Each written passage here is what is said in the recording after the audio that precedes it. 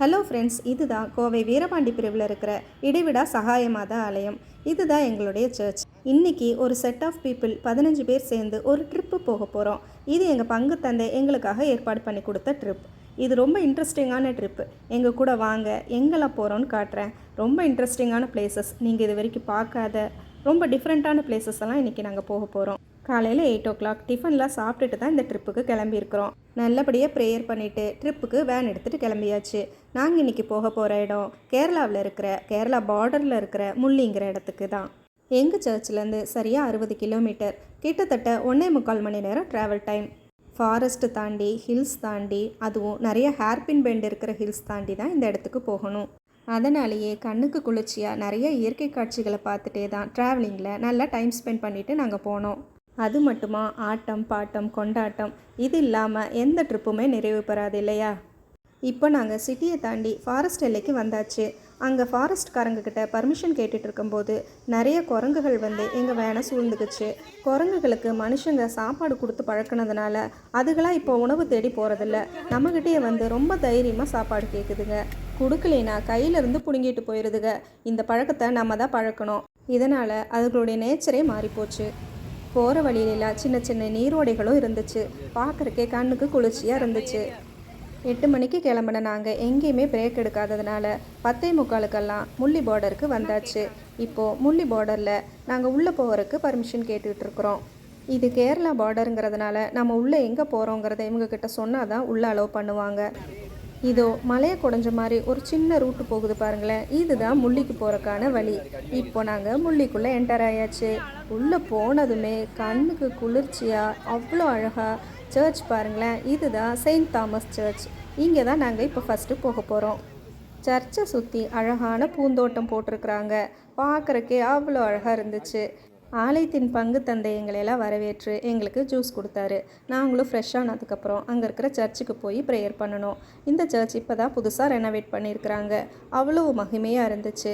அங்கேயே நாங்கள் சர்ச்சில் கொஞ்ச நேரம் ப்ரேயர் பண்ணிவிட்டு அதுக்கு பக்கத்தில் இருக்கிற ஒரு சிஸ்டர்ஸ் நடத்துகிற டிஸ்பென்சரிக்கு போனோம். அங்கே சுற்றி பார்த்ததுக்கப்புறம் அடுத்த இடத்துக்கு அங்கே இருக்கிற ஃபாதர் எங்களே அழைச்சிட்டு போனார். அதுதான் சூப்பரான இடம். அந்த இடத்துக்கு பேர் சின்ன மலையாட்டூர். ஒரு சின்ன மலை மேலே இருக்கிற ஒரு சர்ச்.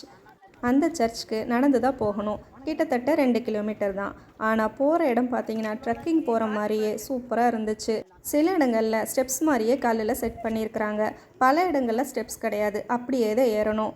ஆனால் சூப்பராக இருந்துச்சுன்னு வச்சுக்கோங்களேன். ஜாலியாக பேசிகிட்டு, ஆனால் கொஞ்சம் வெயிலாக இருந்தாலும் கேரளாங்கிறதுனால வெயில் அவ்வளோக்கா தெரியல. ஆனால் ஏற ஏற லைட்டாக கால் வலிக்க ஆரம்பிச்சிருச்சு. ஆனால் அங்கே இருக்கிற ஃபாதர், நீங்கள் ஃபஸ்ட் டைம்ங்கிறதுனால உங்களுக்கு கால் வலிக்குது, ரெகுலராக வந்தீங்கன்னா பழகிரும்னு சொன்னார். ஈஸ்டருக்கு முன்னாடி வர லென்த் டேஸில் இங்கே தான் சிலுவை பாதை நடக்கும். நம்மளில் நிறைய பேர் குருசு மலைங்கிற மலையாட்டூருக்கு போயிருக்கிறோம். அந்த மலை நல்ல பெரிய மலை, அதுவும் நல்லா தான் இருக்கும். அதுலேயே இது சின்ன மலைன்னு வச்சுக்கோங்களேன். பாதி மலை ஏறினதுமே எல்லாருமே டயர்டாயிட்டாங்க. அப்படியே கொஞ்ச நேரம் உட்காந்து ஃப்ரெஷ்அப் பண்ணிவிட்டு தண்ணி குடிச்சு கொஞ்ச நேரம் கதை அடித்ததுக்கப்புறம் மறுபடியும் எங்கள் பயணத்தை தொடர்ந்தோம். அப்படி இப்படின்னு எப்படியோ மலை ஏறி மலை உச்சியில் இருக்கிற சர்ச்சுக்கு வந்துட்டோம். சர்ச்சுக்கு முன்னாடியே 2 பெரிய கல்லறைகள் இருக்குது. இந்த சர்ச் ஆங்கிலேயர் காலத்தில் கட்டப்பட்டது. இதை கட்டின 2 ஃபவுண்டர்ஸான 2 அருட்தந்தையர்களுடைய கல்லறைகள் தான் இங்கே முன்னாடி இருக்கிற இந்த 2 கல்லறைகளும். கல்லறையை பற்றிய கதைகள்லாம் கேட்டதுக்கப்புறம் சர்ச்சுக்குள்ளே போய் ப்ரேயர் பண்ணணும். அந்த காலத்தில் கட்டப்பட்ட மிக எளிமையான ஆலயம்தான் இது. ஆனால் மரச்சட்டங்கள்லாம் இப்போவும் வலிமையாக இருக்குது. மலை மேலேருந்து சுற்றி பார்த்தா கண்ணு கேட்டுற வரைக்கும் அருமையான இயற்கை காட்சிகள் தான். மரங்கள்லாம் இன்னும் கொஞ்சம் பசுமையாக இருந்தால் இன்னும் நல்லாயிருக்கும். இப்போது கீழே இறங்க ஆரம்பிச்சிட்டோம். எப்போவுமே மலைகளில் ஏறுறதை விட இறங்குறது ரொம்ப ஈஸியாக இருக்கும். அதே மாதிரி தான் இறங்கும்போது ரொம்ப ஈஸியாக இருந்துச்சு. நாங்களும் கடகடன்னு இறங்கணும். அப்படி இறங்கும்போது ஒரு இடத்துல நல்ல மரங்கள்லாம் அழகழகாக இருந்துச்சு. அங்கெல்லாம் நின்று ஃபோட்டோஸ் எடுத்தோம். வித்தியாசமான ஒரு சில மரங்களும் பார்த்தோம். இது போலவே இது ஒரு புதுமையான ட்ரெக்கிங் எக்ஸ்பீரியன்ஸ், அதே சமயம் ஒரு புனித பயணம்னு சொல்லலாம். இப்போ நாங்கள் கீழே இறங்கி வந்தாச்சு. இப்போ அடுத்ததாக இங்கேருந்து 2 கிலோமீட்டர் தள்ளி ஒரு இடத்துக்கு போனோம். அங்கே வேனை போட்டுட்டு அங்கேருந்து கொஞ்சம் தூரம் நடந்து போனோம். இங்கே அதிகமாக ஆள் நடமாட்டமே இல்லை. ஆனால் ஆழம் இல்லாத அருமையாக பள்ளிங்கு மாதிரி தண்ணி இருக்கிற ஆறு ஒன்று ஓடிட்டு இருந்துச்சு. அநேகமாக இது பவானி ஆறுன்னு நினைக்கிறேன். இங்கே நாங்கள் நல்லா டைம் ஸ்பெண்ட் பண்ணணும். அதுவும் எப்படிங்கிறீங்க, சூப்பராக குளிச்சுட்டு ஜாலியாக என்ஜாய் பண்ணணும். கிட்டத்தட்ட 2 மணி நேரம் தண்ணியில் ஆடிட்டு இருந்தோம். அதுக்கப்புறம் எல்லாத்துக்கும் பசியாயிருச்சு. அங்கேருந்து கிளம்பி மறுபடியும் சர்ச்சுக்கு வந்தோம். அங்கே எங்களுக்காக அங்கே இருக்க ஃபாதர் சாப்பாடு ரெடி பண்ணியிருந்தார்.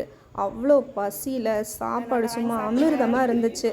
எல்லாம் திருப்தியாக சாப்பிட்டுட்டு கொஞ்ச நேரம் கதை அடிச்சுட்டு அங்கே எங்களுக்காக சமைச்சு கொடுத்தவங்களுக்கெல்லாம் தேங்க்ஸ் சொல்லிவிட்டு திருப்பி அங்கேருந்து இன்னொரு இடத்துக்கு கிளம்புனோம். இதுதான் Pillur power station. Father special permission வாங்கினதுனால எங்களை உள்ளே அலோவ் பண்ணினாங்க. உள்ளே போய் எப்படி பவர் ஸ்டேஷன் ஒர்க் ஆகுதுன்னு எல்லாமே சுற்றி பார்த்தோம். ஆனால் வீடியோ எடுக்க அலோவ் பண்ணலை. வெளியில் இந்த வீடியோ எடுக்கும்போது கூட எடுக்காதீங்கன்னு சொல்லிட்டாங்க.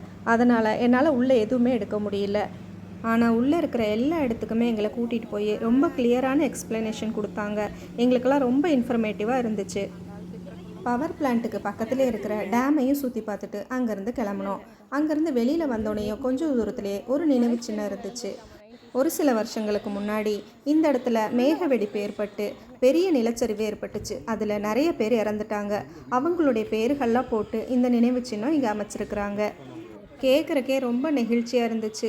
எத்தனை பேருடைய உயிர்கள் கொஞ்சம் கூட எதிர்பாராத நேரத்தில் ஏற்பட்ட நிலச்சரிவுனால் அவங்க உயிரிழந்திருக்கிறாங்க. முதல்ல இங்கே ஒரு சின்ன ஊர் இருந்ததாகவும் இந்த நிலச்சரிவுக்கு அப்புறம் அங்கே இருக்க மக்கள் எல்லாம் நிறைய பேர் காலி பண்ணிட்டு போனதாகவும் சொல்கிறாங்க. அதனால் இப்போ அங்கே நிறைய வீடுகள் கிடையாது. இறந்த உயிர்களுக்காக அஞ்சலி செலுத்திட்டு அங்கே கொஞ்சம் ஃபோட்டோஸ் எல்லாம் எடுத்துகிட்டு அங்கே பக்கத்துலேயே ஒரு டீ கடை இருந்துச்சு. அங்கேருந்து சூடாக டீ வாங்கி குடிச்சிட்டு கொஞ்ச நேரம் அங்கே டைம் ஸ்பெண்ட் பண்ணணும்.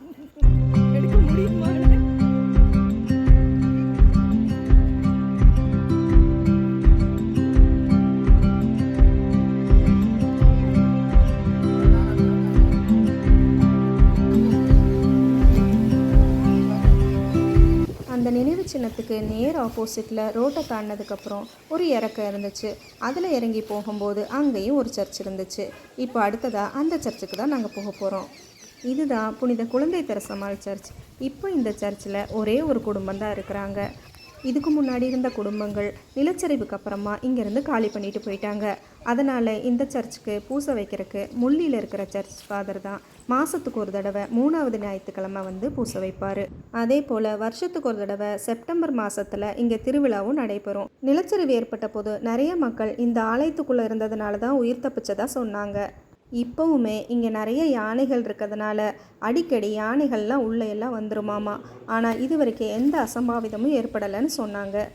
இங்கேருந்து கிளம்புன நாங்கள் எங்கள் ட்ரிப்பை முடிச்சுட்டு மலைச்சாரலுக்கு இடையில் எங்கள் வீடுகளுக்கு திரும்பினோம். இந்த ட்ரிப் எங்களுக்கு ரொம்ப மெமரபுளாக என்ஜாயபுளாக இருந்துச்சு. ஓகே ஃப்ரெண்ட்ஸ், இதோட இந்த வீடியோவை நான் முடிச்சுக்கிறேன்.